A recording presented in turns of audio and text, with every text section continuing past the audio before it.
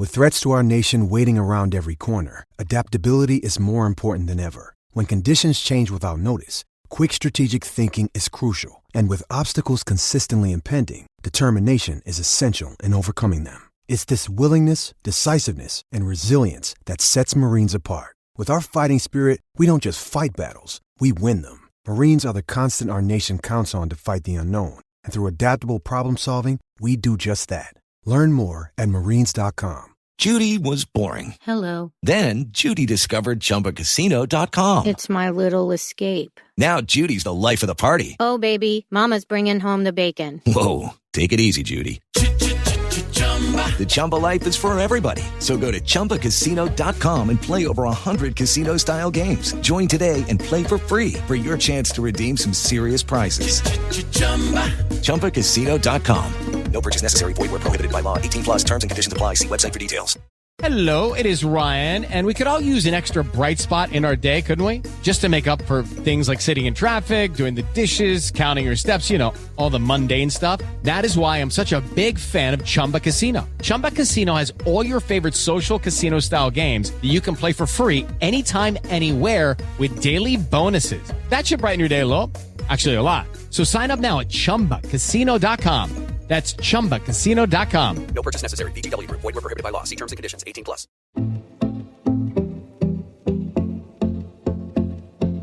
On Thursday, the 28th of July 2022, exactly 10 years and 1 day after the opening ceremony of London 2012, England will once again become the centre of the sporting world as the eyes of the Commonwealth focus on Birmingham for the 22nd edition of the Commonwealth Games.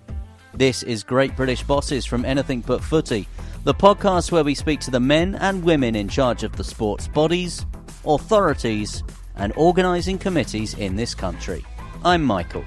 And I'm John, and Michael and I have a combined 50 years experience of reporting and covering the world's biggest sporting events. We've been at multiple Olympic Games, the Paralympics, Rugby World Cup, Wimbledon and World Championships in athletics, swimming and cycling. And in 2014, we found ourselves sat next to one another, working for rival radio stations for 10 days in Scotland. The seed for this podcast and working together was sown at the Commonwealth Games in Glasgow. And we're delighted that one of the key figures behind the success of that event joins us in this episode, although now he has somewhat an even bigger job on his hands. I'm Reid. I'm the Chief Executive of the Organising Committee for the Commonwealth Games in Birmingham in 2022. Ian, the days are ticking by. The months are going past very quickly. Will Birmingham be ready for the 28th of July 2022? Yeah, I'm very confident that we'll be ready, Michael. I think we've got a fantastic team working incredibly hard to get to that deadline.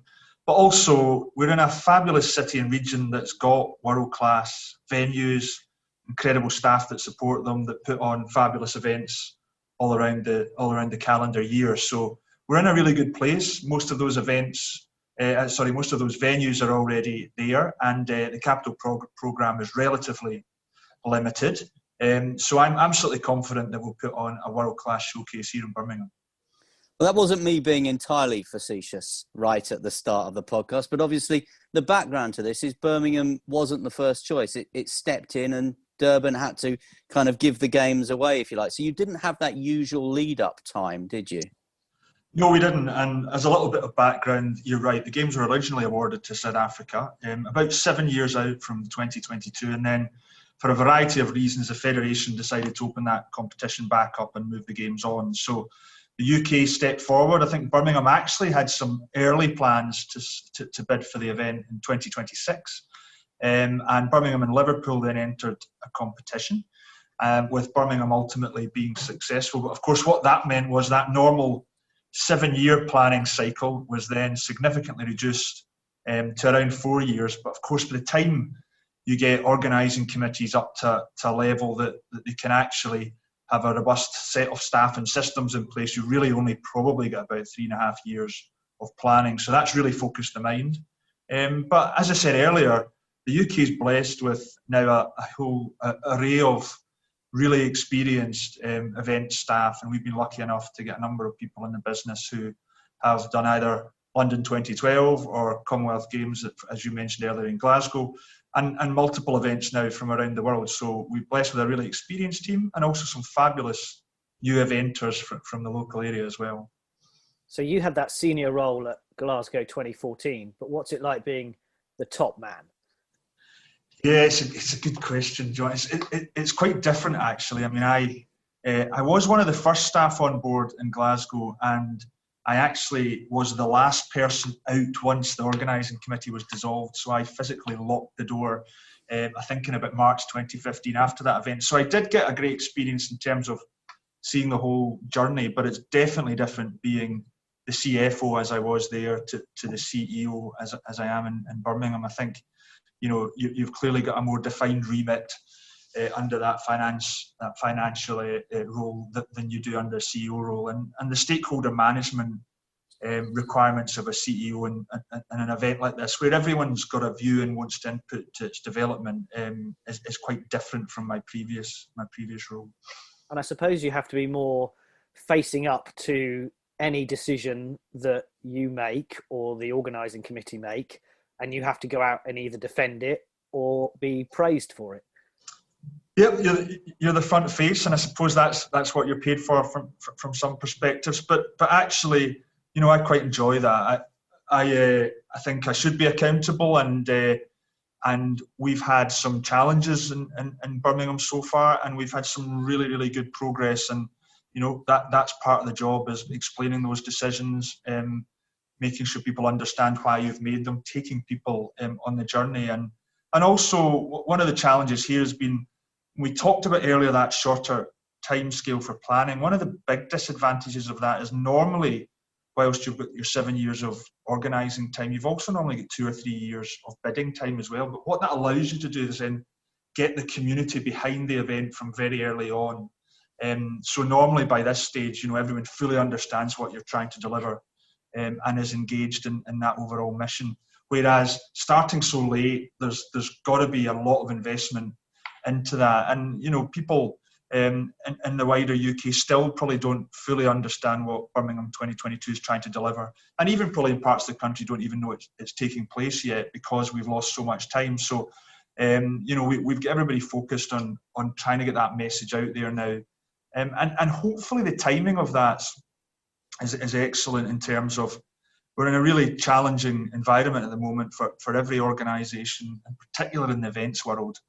And we're hoping that maybe 2022 is the year that people start to celebrate again, can start to get together. It's a big year. It's the 100th anniversary of the BBC. It's Queen's Jubilee. There's a UK-wide festival, and we're right in the centre of that as the Commonwealth Games. So we've got a great opportunity. But yeah, just taking everyone on that journey is hugely important. That's very interesting what you say there, because as we record, it's September 2020. We are still in the midst of a global pandemic. Brexit is still a word that, is dominating news agendas. Does Birmingham 2022 then have the opportunity to bring people together? Does sport have the opportunity to bring people together? Which, let's be honest, by the summer of 2022, we might be desperate to come together as a nation again. Yeah, it's difficult talking about the event and the opportunity it brings on the back of a pandemic, but at the same time, exactly what you've said there's right, Michael. This is a potential to be the first international multi-sport event that takes place post, hopefully, the removal of social distancing and other constrictive measures. So we should grab that. This is a chance for the UK to get back together. And we know the UK absolutely loves these events. We get daily correspondence from people who either volunteered or were ticket holders in London or in Glasgow or even in international events, and cannot wait for this to come along. So yes, perhaps we could be the vehicle, whether it's through our live sites or cultural programme, all the fantastic sport, or people just watching on TV that start to feel good about things again and start to, really look forward to getting together and celebrating in person and physically next to each other. So yeah, that would be a great result, I think, for us, and hopefully we're out of this long before then. You say there that you might be the first sort of multi-sport big international event to be back to normal as we know it. Does that mean that you expect the Olympics, the Paralympics, are you speaking to, the International Olympic Committee, the IPC, about what they might be planning for the summer of 2021 and learning from them? Yeah, so on the kind of operational side, we probably naively looked back when lockdown started in March and thought, well, we're 2.5 years away. This won't impact us and we should continue planning as normal. But as the months go on, and as you read more about the time it might take to roll vaccines, etc., out, it would be remiss of us not to be thinking about whether some of those restrictions are perhaps still in place in 2022. So we do talk to other events. We have been talking to IOC and a number of others about how they are planning, and obviously their challenges are much greater than ours, with their event being a year earlier. But at the same time, having spoken to them, they've got some incredible ideas. They're working around the clock. They've got a fabulous team there, and they're absolutely focused on delivering an event. It's not for me to say what that event will look like, but it's likely to be different. I mean, I think we would all admit it's unlikely that the world will be back to a completely normal state come July, August 2021. So, of course, it will likely be different. But technology is moving on really quickly, and as well, I'm sure a lot of the thinking around how we get people back into stadiums and how it will work in broadcast and making sure we can get athletes in and out safely, etc. And all of that's on their radar, but it might not be back to normal.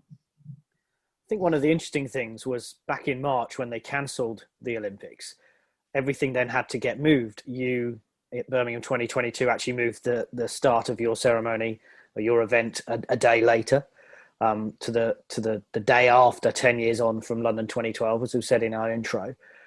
Then you start getting the World Athletics Championships moving, the European Athletics Championships moving. You've got the Commonwealth Games in the middle of that. And you kind of thought, 2022, that's going to be a good year. But you were still looking forward to sport in 2021. But now, as we keep saying, we're progressing to the end of this year. And it's like, well, is there going to be sport as we know it in 2021? So in some ways, does it actually give you more prominence, if you like, that your event is going to be a beacon of hope for this country? Yeah, it doesn't. And just touching on that sporting calendar initially, I mean, I think the one thing that we really, we really welcomed and were surprised at, we shouldn't say surprised at, because there's some great organisations involved, but as soon as the Olympics moved, I think all of the events collaborated very closely on the implications of that. So you mentioned some of the challenges we've had with the World Athletics Championships moving, the European Championships, not just in athletics, across a number of our sports, takes place not long after the Commonwealth Games. But the other major one for us as well was, of course, in the football world, both European Football Championships moved, with the Women's European Football Championships now taking place in the summer of 2022 as well. As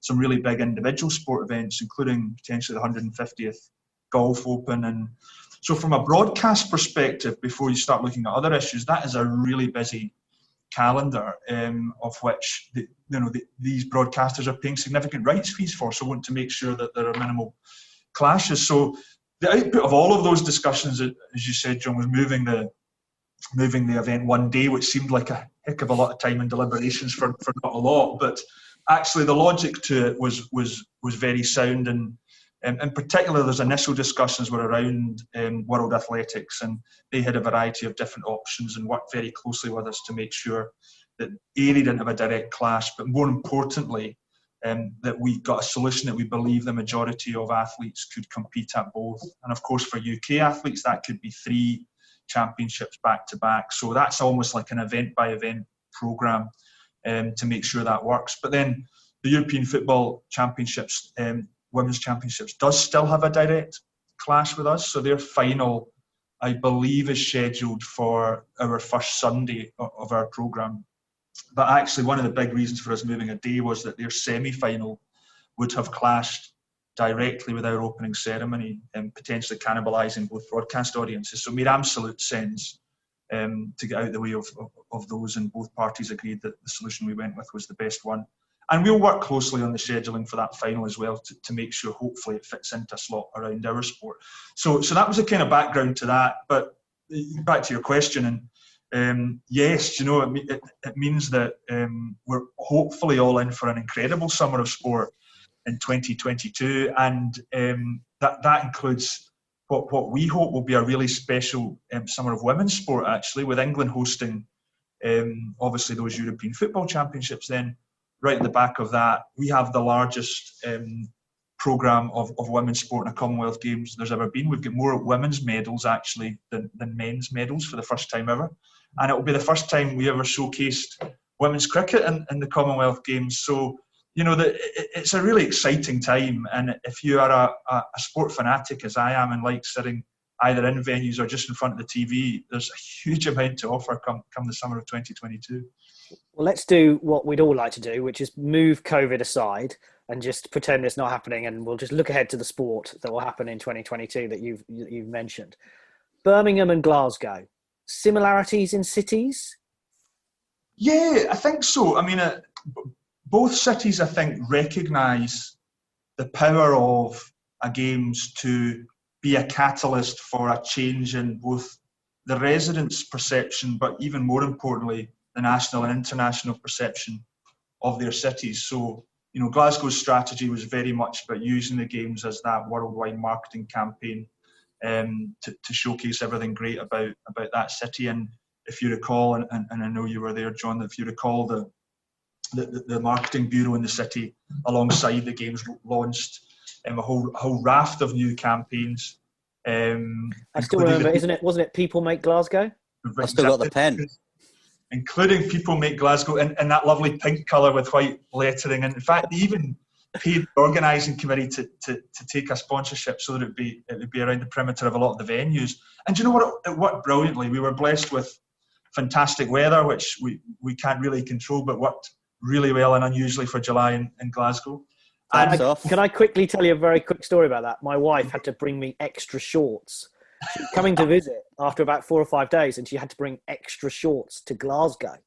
It's normally extra waterproofs or umbrellas, isn't it? So, yeah, I couldn't believe it either. And actually, in terms of showcasing the city, therefore, on broadcast, but also people ask me what was my favourite part of the Commonwealth Games in Glasgow. And of course, the sport was brilliant, but actually, I'd never, ever seen the city like that before, and never have seen it since, in terms of people out in the streets, bars and restaurants spilling out, the atmosphere's so positive, people celebrating long into the night in the right way, and then going to sport the next day, and that just continued and continued. So, and I think Birmingham's in a very similar place. I mean, I'm sitting in my office now. If I look out the window, the amount of regeneration and construction is incredible. There's new buildings being built on this side. There's a tram line being built right down Broad Street behind me. A huge amount of real estate construction down there as well.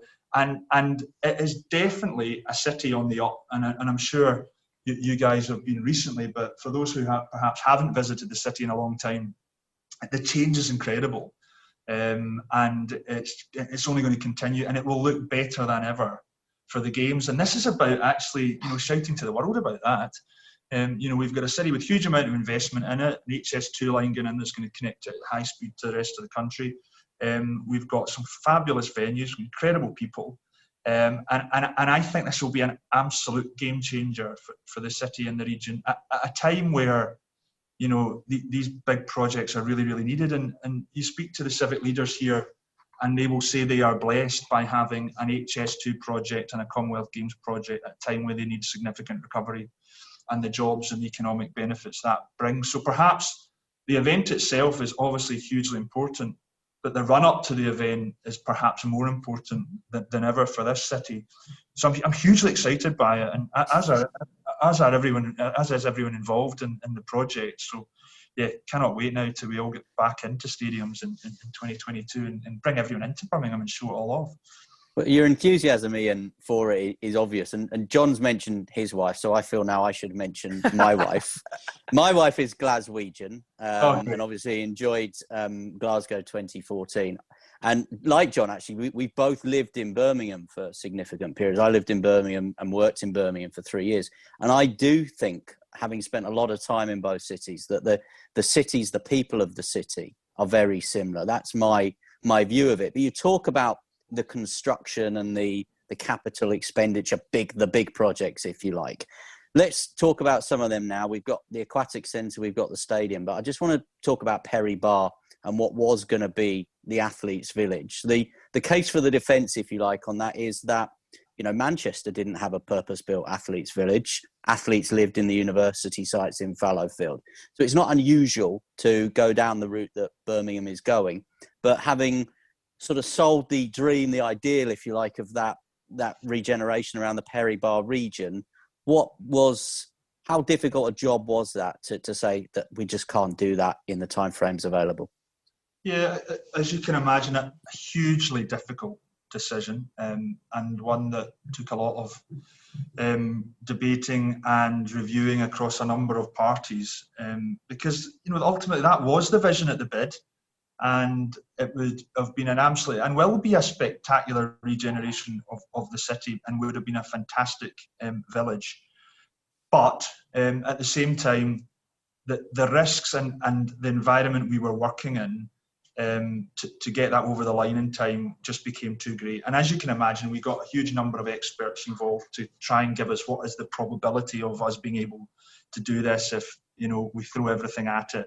And we just couldn't get to a position where everyone was comfortable that we could get that over the line. And that was primarily driven, it was always a tight project, it was always ambitious, but it was going well, actually. It was going well, and then COVID comes along, and the whole construction site went down for the best part of a month, and it just did not have the capability to recover that, because of course people look at it and say, well, it's 3 or 4 weeks, isn't it? Surely you can get that back. But of course the challenge that anyone in the construction industry will tell you over the last 6 months has been, well, that's fine, but it takes time to get productivity then back up to where it was. So you're not just losing that short period of time, there's an ongoing loss of productivity there. However, the most important thing in all of that was that the regeneration of Perry Barr is still delivered, and that was secured through the commitment that government had already given to the funding, and that remains, and the city are ploughing on ensuring that that's the case. So all the benefits that we would have had in legacy from Perry Barr will still be delivered. And yes, ideally it would have been great to showcase all of that for the games, but unfortunately that just wasn't available to us with the level of confidence that we'd hoped for. So the other two big construction projects then, which is the Sandwell Aquatics Centre and the regeneration of the Alexander Stadium, of course, they're still on schedule. You're very confident that they'll be ready, be dressed, have had their test events and everything, that their safety certificates that are needed? We are, yes. In fact, I'm just off a call this morning where we did a review of both. They are both on time, they are both fully funded and on budget, and we crack on. Look, of course there's uncertainties until we're out of all of this, and we can all say that construction isn't going to be affected any further, then we need to keep a close eye on it. But the contractors, the workforce, both city councils who are delivering it are doing a fantastic job. So yeah, I'm confident they will both be delivered. Did you ever think about building a velodrome? So I should say all along that it would never have been the Games decision, i.e. the organising committee's decisions to build a velodrome, simply because it's not right to build a velodrome for 11 days of sport. So the business case needs to be there for a velodrome to work long into the future. So without passing the buck, that is other people's decisions around that. So the funders, wherever that money may or may not come from, but the British Cyclings and the Sport Englands of this world need to do those assessments. And I know that they are speaking to the city about those business cases and what the art of the possible would be in the region. If there was a brand spanking new velodrome built in Birmingham, the West Midlands, that fitted the specification for the Games, of course we would use it. But as I say, it's too late for that now. So the focus, I think, of a lot of the campaign groups is, can we get some sort of training legacy velodrome? But as I say, not a decision for us. But at the same time, huge amount of cycling. We have got a fabulous road racing time trial that will go through the region. We've got mountain biking up in Cannock Chase, and there's going to be a real legacy from that. So new tracks being built up there, not just the elite tracks, but some family track investment in Cannock Chase as well. And the track cycling will be special in London as well, as we all know it can be. We're talking to Reid, CEO of Birmingham 2022. This is Great British Bosses from Anything But Footy. We've talked about the beauty of Birmingham, an incredibly diverse city. I think in the bid you talked about it being a Commonwealth city. So how much of an own goal was the lack of diversity on the board? Yeah, look, not the result that any of us wanted to get on the board. I think it would be easy to point the finger at one organisation, and it's no one organisation's issue. The board of an organising committee, just to explain to listeners, is simply that it's determined in the host city contract about who should be on that board, and that is made up of nominations from different partners in the construct of the games. So the Federation, Commonwealth Games England, in this case Birmingham City Council, the West Midlands Combined Authority, DCMS at the UK government, and a few non-executive appointments as well.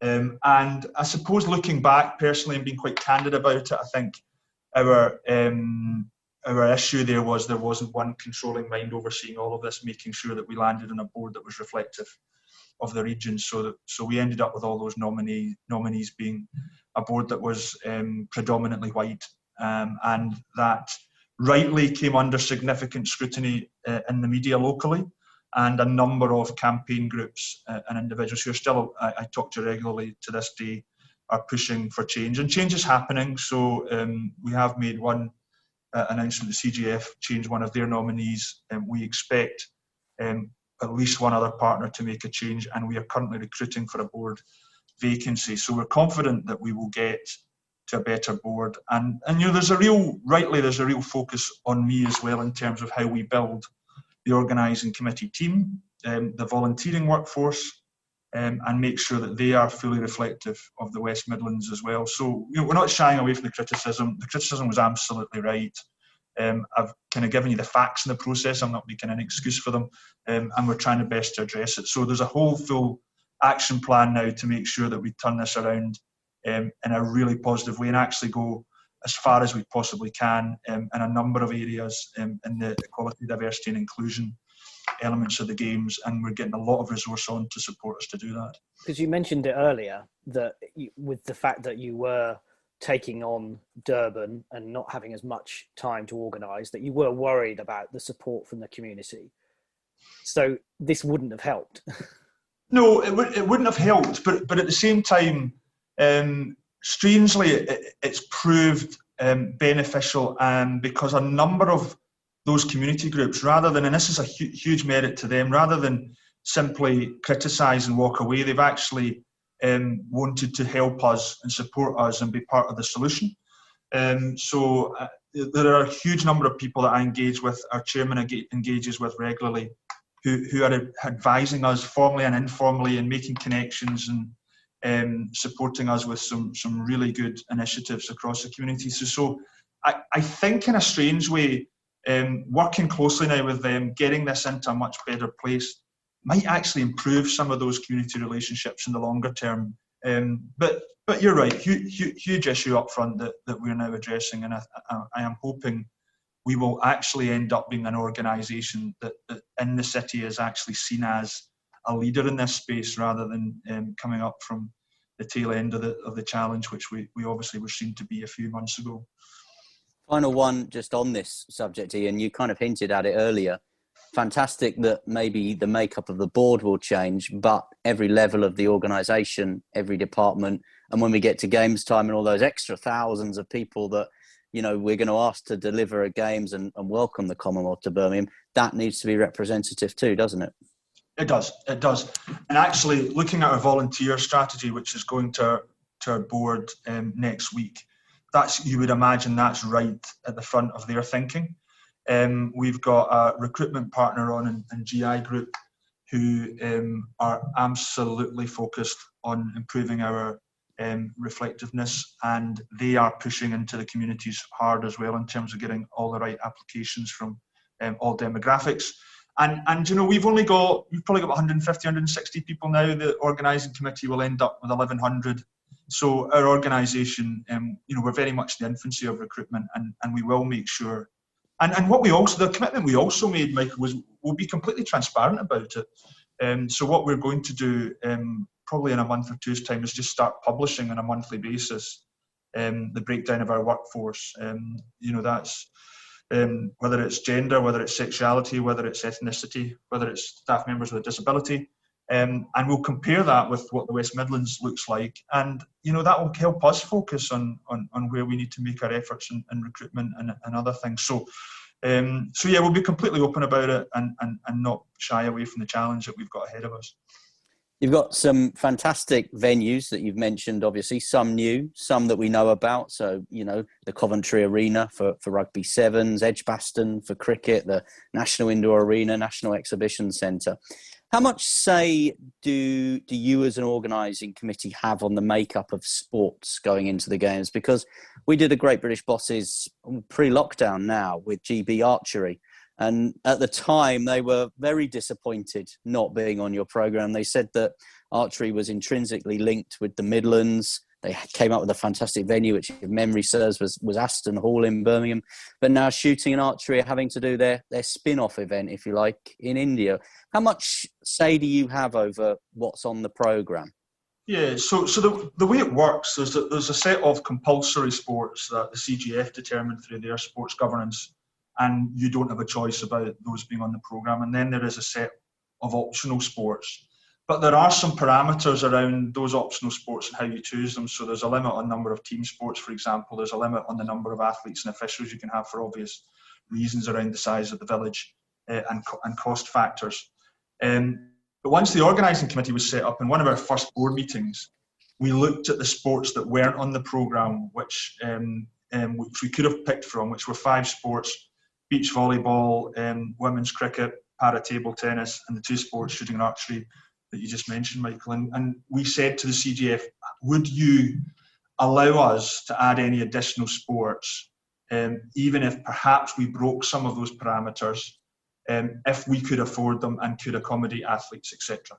Which they helpfully did allow us to do that, but we couldn't accommodate all of the athletes from all 5 sports.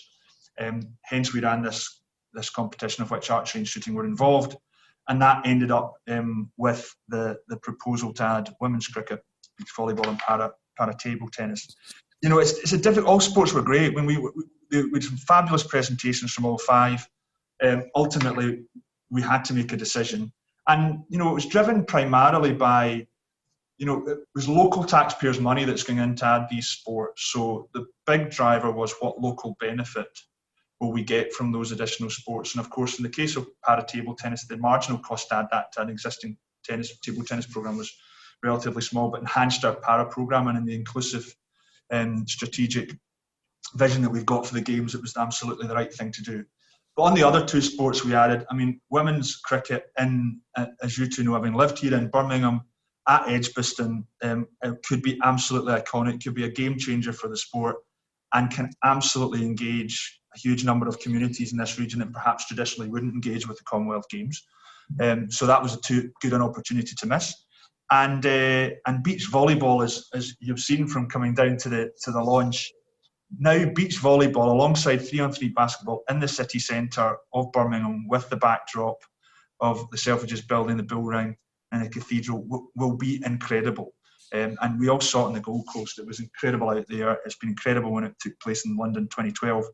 And the other 2 sports would also have been fabulous. That's by no means a criticism, but we had to make a choice. So that's why it landed where it did. Is the bigger picture potentially that as these events get harder to stage, more expensive to stage, as the arms race in Olympic and Commonwealth Games to host a bigger and better event and build bigger and better venues, is the bigger picture that maybe the future for something like the Commonwealth Games, and David Grevenberg, of the CGF, said to us, nothing's off the table, that actually we could see more region-wide events or a Commonwealth Games that could potentially be split across countries in the way that the inaugural European Championships were with Berlin and Glasgow? Yeah, and I think that's definitely a question for David, and it's obviously the CGF's remit. So, but expressing a personal opinion, I think that the positioning around, does there perhaps need to be greater flexibility in the sports programme and how it works for future multi-sport events, I think is absolutely valid. These are significant investments. The economic challenges of all countries now for the next 5 to 10 years is significantly worse than we thought it would be a couple of years ago. So both proving long-term value from the events, but also, having a sports programme that engages with your local community is critical. And we know in the Commonwealth that can be significantly different to whether it's in the Americas or whether it's in the Asian continent or even in Africa. The sports that appeal to those different countries could be quite different. And I think the Federation recognises that. And as David's probably alluded to, in saying nothing's off the table, I'm sure they are thinking through perhaps evolving that and making it a bit more flexible to future hosts.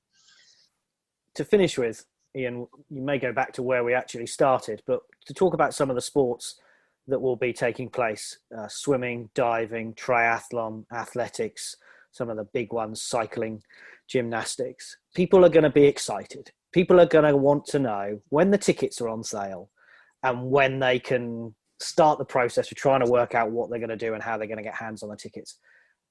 Is that the biggest challenge at the moment, working out when on earth you will know when you can actually start selling tickets because of COVID? Yeah, I mean, look, there's other events selling tickets now. I had a very good positive catch up with John Dutton, who's the Chief Executive of the Rugby League World Cup. Great guy, great organisation. That will be a special event. And they're selling all the tickets, and ticket sales are going incredibly well. And there's a 100% refund policy if it doesn't go ahead. I personally just paid far too much money to go and see the British Lions next year, and the proviso is going to go ahead and I can get into the country. But I think people need a bit of hope. And that's certainly the feedback I've been getting from events next year, is ticket sales are going really, really, really well. So that's kind of changed our thinking a little bit, because of course we've got that. There's two routes we could probably go down there if there's still uncertainty. We'll start selling tickets probably summer next year.